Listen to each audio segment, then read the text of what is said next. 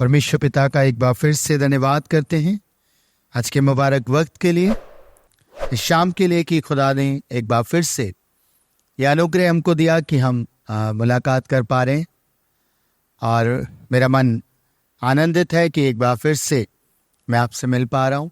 मेरे साथ निकालिएगा यूहन्ना रचित सुसमाचार उसका 21 अध्याय और उसके 1 से 3 वचन के बीच। परमेश्वर का कलाम कहता है, इन बातों के बाद यीशु ने अपने आप को तिब्रियास झील के किनारे चेलों पर प्रकट किया और इस रीति से प्रकट किया, शमौन पतरस और थोमा जो दिदुमुस कहलाता है और गलील के काना नगर का नतनएल और जब्दी के पुत्र और उसके चेलों में से 2 और जन इकट्ठे थे। शमौन पतरस ने उनसे कहा, मैं मछली पकड़ने जा रहा हूं। उन्होंने उससे कहा, हम भी तेरे साथ चलते हैं। अतः वे निकलकर नाव पर चढ़े, परंतु उस रात कुछ ना पकड़ा। ये उस समय की बात है, यीशु मसीह का रिजरेक्शन हो चुका है। यीशु मसीह मृतकों में से जी उठे हैं और चेलों पर वो अपने आप को प्रकट कर चुके हैं रिजरेक्शन के बाद। जब आप 20 अध्याय को पढ़ेंगे तो और उसके 19 वचन से आगे पढ़ेंगे, आपको पता चलेगा कि यीशु मसीह ने चेलों पे अपने आप को प्रकट किया है और उसके बाद थोमा पर प्रकट किया है। और उसके बाद एक कंडीशन आई है, कुछ चेले इकट्ठा है और पतरस एक बात कह रहा है मैं मछली पकड़ने जा रहा हूं। आप सब जानते होंगे यीशु मसीह ने पतरस को किस कार्य से बुलाया था। यीशु मसीह ने पतरस को बुलाया था जब वो मछलियां पकड़ा करता था। और बाइबल कहती है कि जब वो मछलियां पकड़ता था, यीशु ने उससे कहा, मेरे पीछे हो ले, मैं तुझे मनुष्यों का पकड़ने वाला बनाऊंगा। आप सब जानते ना। और उसने मछलियों को छोड़ा और यीशु के पीछे हो लिया। पर यहां पर पतरस एक बात कह रहा है मैं मछली पकड़ने जा रहा हूं। जिस काम से परमेश्वर ने पतरस को बुलाया था, यीशु मसीह ने पतरस को बुलाया था, पतरस वापस उसी काम को करने के लिए जा रहा है। आज बहुत सारे मसीह जीवनों की कंडीशन कहीं ना कहीं ऐसी है। मेरे प्रिय भाइयों बहनों, मेरे अजीजों, मैं जानता हूं कि बहुत सारे मसीह जीवन इसी प्रकार से पाए जाते हैं। एक समय पर वो प्रभु यीशु मसीह के साथ बहुत ईमानदारी से चल रहे होते हैं और एक समय पर बड़ी जील से वो खुदा के पीछे चल रहे होते हैं। पर बहुत सारे जीवनों का हाल ये होता है कि वो अपनी लाइफ में ठंडे पड़ जाते हैं और वापस से अपनी उन्हीं चीजों में लौट जाते हैं जिनसे वो निकल कर आए थे। एक समय पर वो बहुत जागृत होते हैं, एक समय पर वो बहुत एक्टिव होते हैं, पर एक समय के बाद बहुत से मसीह, सबकी बात नहीं कर रहा, पर बहुत से मसीह भाई बहन लौट जाते हैं अपने पुराने जीवन की ओर, पुरानी बातों की ओर, और प्रभु के काम में इनएक्टिव हो जाते हैं। जो जोश, जो जील उनके भीतर पाई जाती थी, वो कहीं ना कहीं खोती चली जाती है। आज एक वर्ड मेरे पास आया और मैंने उस पर थोड़ी देर मनन किया। वर्ड था हाइबरनेशन। बहुत सारे लोगों ने सुना होगा, बहुत सारे लोगों ने शायद इसके विषय में ना सुना हो। Hibernation is a state of inactivity. ये एक ऐसी अवस्था है जहां पर कुछ जानवर, कुछ पक्षी इनएक्टिव हो जाते हैं। इनएक्टिव हो जाते हैं यानी कि वो एक्टिविटी से मुंह मोड़ लेते हैं, ऐसे समझिएगा। बहुत सारे हैं, जानवर भी हैं, उसमें बियर है, पोलर बियर है। जब नवंबर से और अप्रैल के बीच का जो समय होता है, इस समय में ये इनएक्टिव हो जाता है। उससे पहले ये भरपेट खाता है, भरपूर दौड़ा भागी करता है, सब कुछ करता है, पर एक समय पर आकर ये खाना खूब खा लेता है और उसके बाद एक नींद में चला जाता है, इनएक्टिव हो जाता है। और बहुत सारे जीवनों की दशा, बहुत सारे लाइफ्स की दशा सेम यही है। एक समय पर वो बहुत वचन के पीछे दौड़ते हैं, बहुत वचन को खाते हैं, वचन के साथ संगति करते हैं, अच्छी प्रार्थनाएं करते हैं, उपवास भी करते हैं, अच्छा वचन में बढ़ते हैं, पर कुछ ही समय के बाद एक ऐसी अवस्था में चले जाते हैं जिसे कह सकते हैं स्पिरिचुअल हाइबरनेशन। एक ऐसी अवस्था में वो चले जाते हैं जहां पर वो इनएक्टिव हो जाते हैं, प्रेयर नहीं करते, फेलोशिप में नहीं जुड़ते, संगति का हिस्सा नहीं बनते। बीते दिनों में मैंने देखा 21 दिन में हमारी जो स्ट्रेंथ थी वो बहुत बढ़ गई थी, बहुत लोग एक्टिव थे, अच्छे से कनेक्ट होते थे, अच्छे से ज्वाइन कर रहे थे, सब कुछ हो रहा था। पर आप देखिए कुछ लोग हैं जो अब इनएक्टिव हो गए। आपको वो बहुत लंबे समय से दिखाई नहीं दे रहे होंगे, बहुत लंबे समय से वो दिख नहीं रहे। क्यों?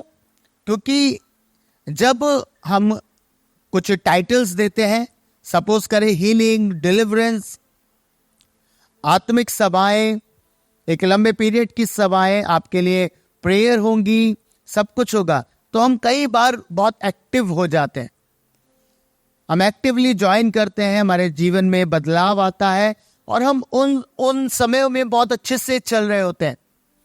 पर उसके बाद एक स्पिरिचुअल हाइबरनेशन का टाइम आता है जहां हम इनएक्टिव हो जाते हैं। आपको बताऊंगा, बहुत सारे मसीह हैं, अब क्रिसमस का सीजन आने वाला है, दिसंबर लगने वाला है, और आप देखिएगा बहुत सारे मसीह भाई बहन इस सीजन में फिजिकली एक्टिव हो जाएंगे, बहुत एक्टिव होंगे। और उसके बाद ठंड आएगी जनवरी से, आप देखिएगा कि कितने लोग मसीह के साथ वैसे ही जुड़े हुए हैं, प्रभु के साथ वैसे ही कनेक्टेड है जैसे वो इस पीरियड में आपको दिखाई देंगे। नहीं होता। पता है, कुछ मसीह भाई बहन बहुत समय समय पर एक्टिव होते हैं, उनके कुछ टाइमिंग्स हैं, क्रिसमस, ईस्टर, लैंड डेज, है ना, और गुड फ्राइडे, ये सारे वो टाइमिंग है जहां कुछ मसीह लोग एक्टिव हो जाते हैं, बहुत एक्टिव हो जाते हैं। पर बाकी के जो महीने बचते हैं उनमें वो स्पिरिचुअल हाइबरनेशन में चले जाते हैं, यानी कि वो एक ऐसी इनएक्टिविटी में चले जाते हैं, चर्च नहीं आना, फेलोशिप का हिस्सा नहीं बनना, संगति में नहीं बैठना उठना, वचन भी कभी पढ़ लिया तो पढ़ लिया, प्रार्थना कभी कर ली तो कर ली, और ऐसी दशा हो जाती है। पतरस के विषय में बाइबल कह रही है, खुदा के लोगों, कि पतरस वापस उस काम में लौट गया, और जब वो लौट गया तो यीशु मसीह फिर से वहां प्रकट होते हैं और वो पतरस से अब बातचीत करने के लिए आ गए। पता है कारण क्या था? पतरस कहीं ना कहीं एक ग्लानि का शिकार हो गया था, इसलिए वो इनएक्टिव फेस में चला गया। आपको बताओ स्पिरिचुअल हाइबरनेशन का मतलब क्या है? ये एक पीरियड है जिसमें हम एक कनेक्शन जो हमारा खुदा के साथ होता है, जो हम स्पिरिचुअल प्रैक्टिस करते हैं, वो लेस एक्टिव हो जाती है। यह है स्पिरिचुअल हाइबरनेशन। पतरस के जीवन में कहीं ना कहीं जब उसने यीशु के विषय में कहा कि मैं उसे नहीं जानता, ये एक ग्लानि में चला गया, और इतना ग्लानि इसके अंदर आ गई, यीशु मसीह से इसकी भेंट भी हो गई, तब भी ग्लानि से बाहर नहीं आ पा रहा, वापस से उस चीज में दौड़ रहा है। सोचिए, मछली पकड़ने जा रहा है, और बहुत सारे मसीह भाई बहन के साथ यही होता है कि वो संसार में लौट जाते हैं, कारण चाहे कुछ भी हो, उनकी बिजनेस हो, उनका प्रभु के प्रति प्रेम कम हो जाए, उनका फेलोशिप में जाने का मन ना करे या ज्वाइन करने का मन ना करे, बिजी हो जाए कि कहीं और जगह पे ज्वाइन करना है या और संसारिक कार्यों में हमें लगना है, बहुत सारी बातें हो सकती हैं। यीशु मसीह को, पतरस को मालूम है क्या कहना पड़ा? उसको उसने 3 बार वापस से इकरार कराया, वापस से कहलवाया कि हाँ पतरस, क्या तू मुझसे प्यार करता है? 3 बार इनकार किया था, 3 बार ही उसने स्वीकार किया प्रभु को कि हाँ मैं तुझसे प्यार करता हूं। प्रभु को उसको उस वापस से प्रेम में लेके आना पड़ा जो उसका खो गया था। जो पतरस का प्रेम था जो ठंडा पड़ गया था, उसको वापस से यीशु मसीह को जागृत करना पड़ा। और आपको मालूम आज बहुत सारे जीवनों का हाल यही है, वो एक्टिवली वीक हो जाते हैं प्रभु के साथ प्रेम में, प्रभु के साथ सहभागिता में, प्रभु के साथ संबंध में। जब आप प्रकाशित वाक्य की पुस्तक उसका 2 अध्याय पढ़ेंगे, निकालिए प्रकाशित वाक्य की पुस्तक उसका 2 अध्याय, और परमेश्वर का वचन कहता है 4 पद में, पर मुझे तेरे विरुद्ध ये कहना है कि तूने अपना पहला सा प्रेम छोड़ दिया है। पहला सा प्रेम छोड़ दिया है। बहुत सारे लोग इनएक्टिव अवस्था में चले जाते हैं, हाइबरनेशन में चले जाते हैं। क्यों? क्योंकि उनके अंदर से प्रभु का प्रेम कम हो जाता है। वो कई बार परमेश्वर से प्रेम करना छोड़ देते हैं या बंद कर देते हैं। खुदा के लोगों, हमें ऐसा मसीह नहीं बनना है जो सिर्फ त्योहारों पर, फेस्टिवल्स पर एक्टिव हो जाए। हमें एक ऐसा मसीह बनना है कि चाहे 7 दिन हफ्ते में होते हैं, 7 दिन खुदा के साथ चलेंगे। हालेलुया। मैं हमेशा कहता हूं वो समय नहीं रहा कि आप इंतजार करें कि अरे क्रिसमस आएगा तो वापस से जागृत हो जाएंगे, चर्च में जाएंगे, क्रिसमस प्रोग्राम देखेंगे, क्रिसमस सेलिब्रेशन में हिस्सा लेंगे, गेम्स में हिस्सा लेंगे, प्ले में हिस्सा लेंगे। आप फिजिकली एक्टिव रहेंगे पर स्पिरिचुअली आप इनएक्टिव हो जाएंगे। क्योंकि स्पिरिचुअली एक्टिव होने का मतलब है प्रभु के साथ एक कनेक्शन में आना, खुदा के साथ एक ऐसे संबंध में आगे बढ़ना जो प्रतिदिन का है। प्रभु जब इस कलीसिया को कह रहे हैं पर मुझे तेरे विरुद्ध ये कहना है कि तूने अपना पहला सा प्रेम छोड़ दिया है। यानी कि कहीं ना कहीं एक ऐसी दशा में चली गई थी ये कलीसिया जिसमें पहला जैसा प्रेम नहीं था। पहले प्रेम में कई बार इस बात को बोल चुका हूं, पहला प्रेम अलग ही होता है। जब हम खुदा के साथ चलना आरंभ करते हैं, मन फिरा के अपने पापों से क्षमा पाकर, जो संबंध हमारा खुदा के साथ होता है वो हमारा पहला प्रेम होता है। हमारा सिर्फ फोकस प्रभु होता है। हम रात दिन सिर्फ उसको देखना चाहते हैं। हमें संसार के गीत पसंद नहीं आते। हम हेडफोन लगाते हैं, हम मसीह गीतों को सुनते हैं। रात में बिस्तर पे पड़े पड़े भी हम रातों को उठ कर भी दुआएं करते हैं, प्रभु को स्मरण करते हैं। सुबह उठते ही हम भोर में उठकर प्रभु के साथ बैठते हैं। सबसे पहला काम हमें आनंद देता है कि प्रभु के साथ संगति करें।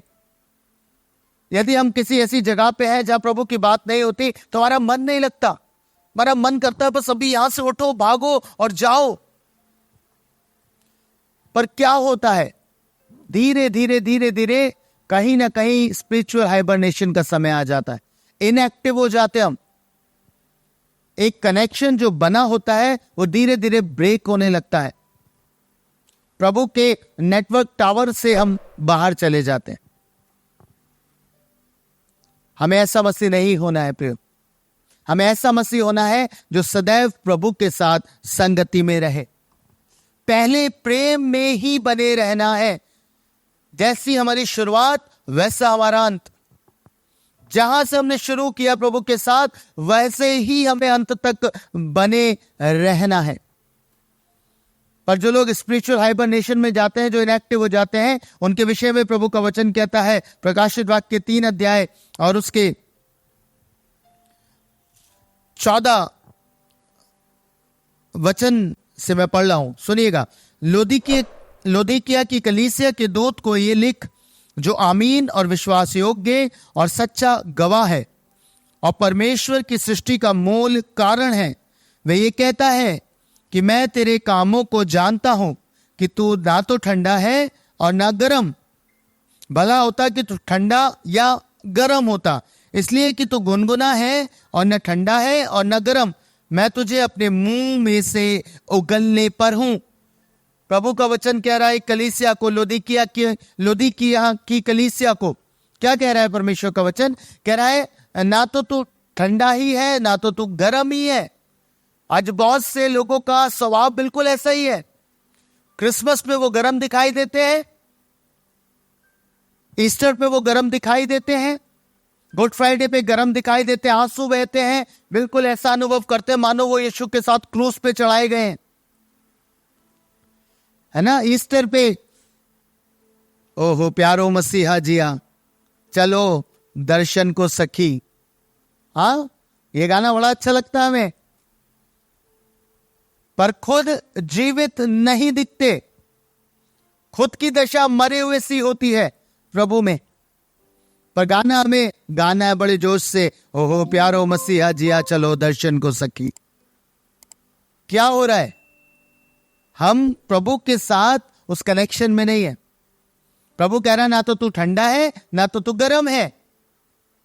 गर्म हम एक समय पे होते हैं, फेस्टिवल सीजन्स में हम गर्म हो जाते हैं। आप देखिएगा कितने मसीह इस समय एक्टिव हो जाएंगे, पर बाकी के महीनों का क्या, बाकी के हफ्तों का क्या, बाकी के संडेज का क्या, बाकी के फेलोशिप के दिन का क्या, उन सब का क्या होगा खुदा के लोगों?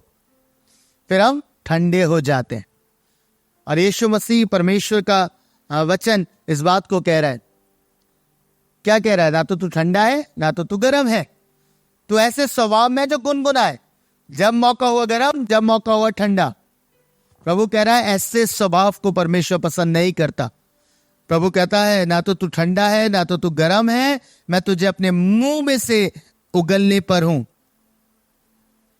सोच के देखो, अगर प्रभु के मुंह से उगलने देने वाली बात है, इसका मतलब कई बार होता है ना, जैसे जुबान पे जब हम खाना खाते हैं, बड़ा कुछ चीज ऐसी आ जाए जो हमें पसंद नहीं है, तो हम तुरंत उस निवाले को बाहर उगल देते हैं कि अब इसे भीतर रखना उचित नहीं है, मुंह में रखना उचित नहीं है, ये अंदर जाकर सही नहीं मेरे को एहसास देगा, तो हम उगल देते हैं।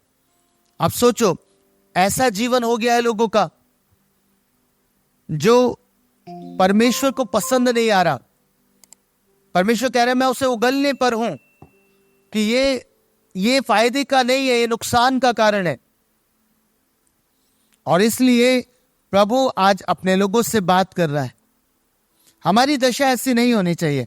हमें ऑलवेज एक्टिव रहना है खुदा के लिए, हमें हमेशा तैयार रहना है।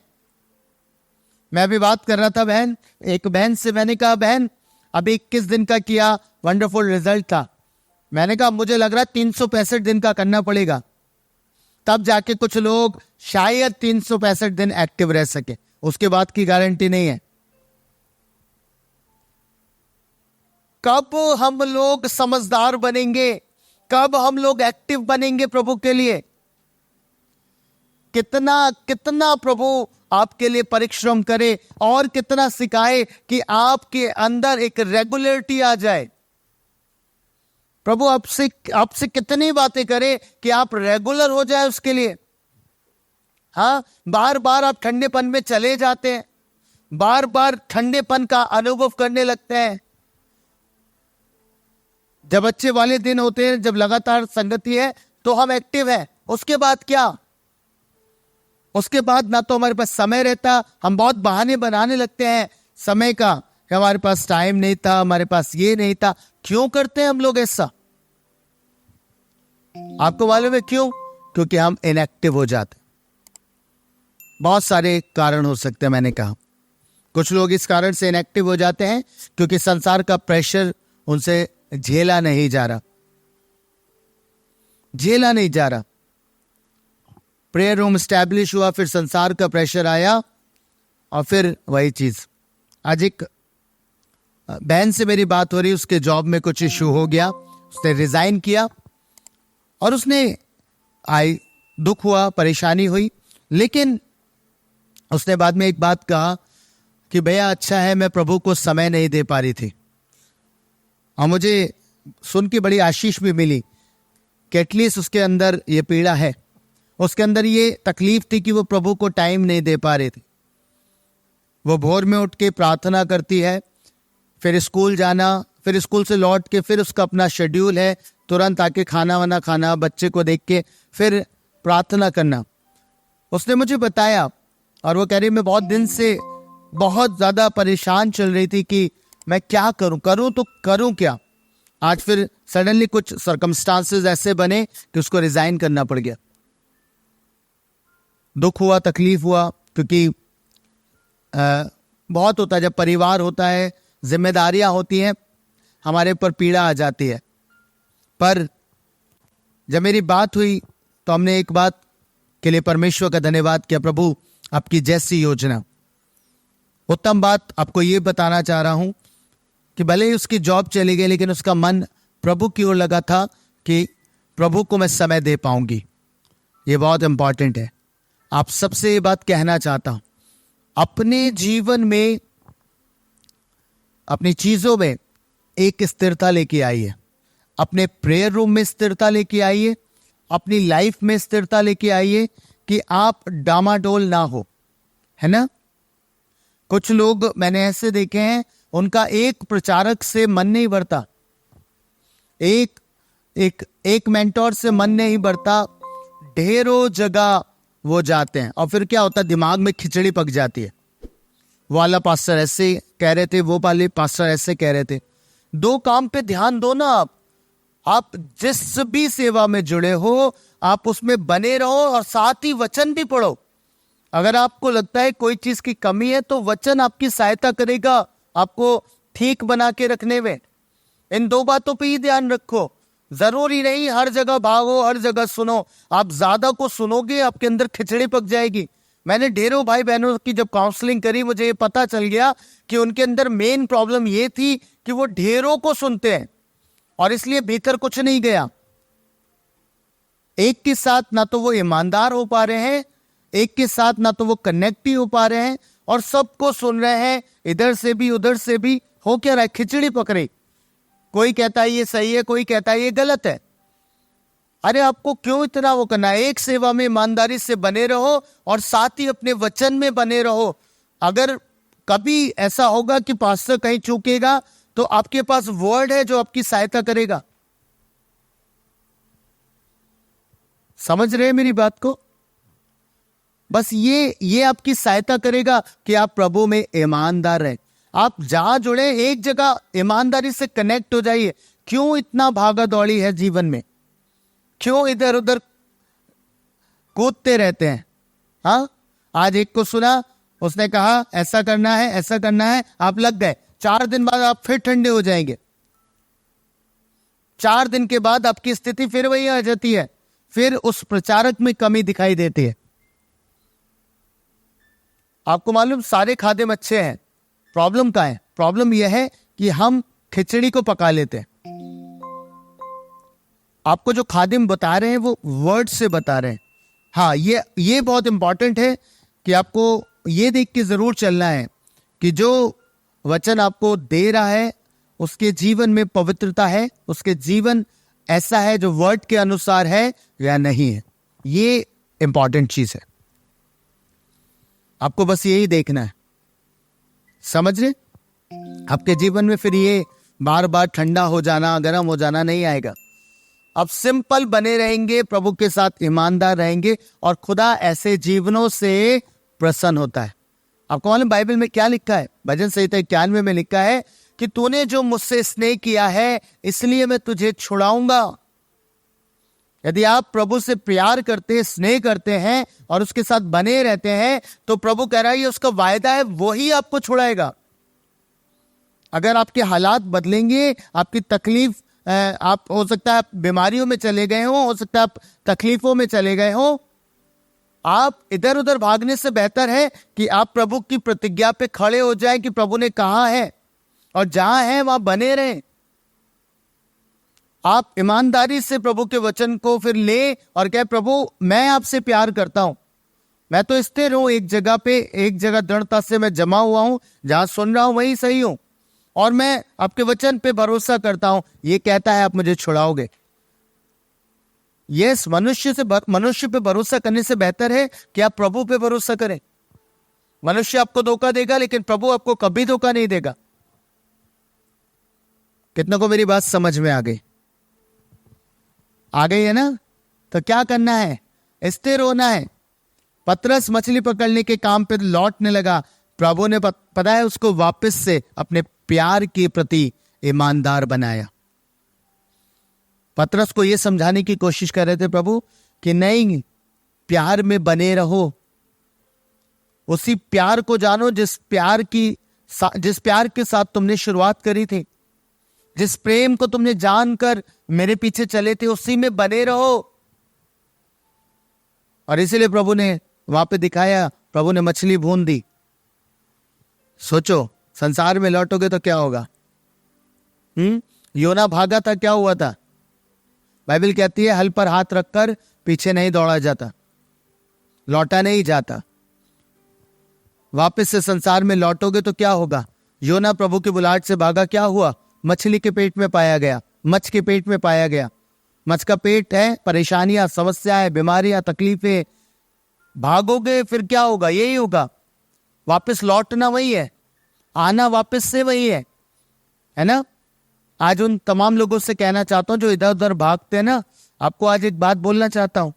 आओगे आप वापस लौट के वही परमेश्वर के वचन में, जहां आपको वचन की सीख मिलती है, जहां वचन की शिक्षा पाते हैं। लौट के घूम फिर के आना वही है। इसलिए मैं किसी को रोकता भी नहीं कि जहां मन करे आप जाइए, लेकिन आपको यह पता होना चाहिए, आप अगर एक सेवकाई के प्रति वफादार नहीं है, आप कहीं वफादार नहीं हो सकते। वचन में स्टैब्लिश होना सीखिए, मजबूत होना सीखिए। बहुत सारे जीवन है जो चिन्ह चमत्कारों के पीछे इधर उधर भागते हैं कि वहां पे हीलिंग्स है, वहां डिलीवरेंस है, वहां ये है वो है, और दौड़ते हैं। पता है एक समय के बाद वापस लौट के आते हैं।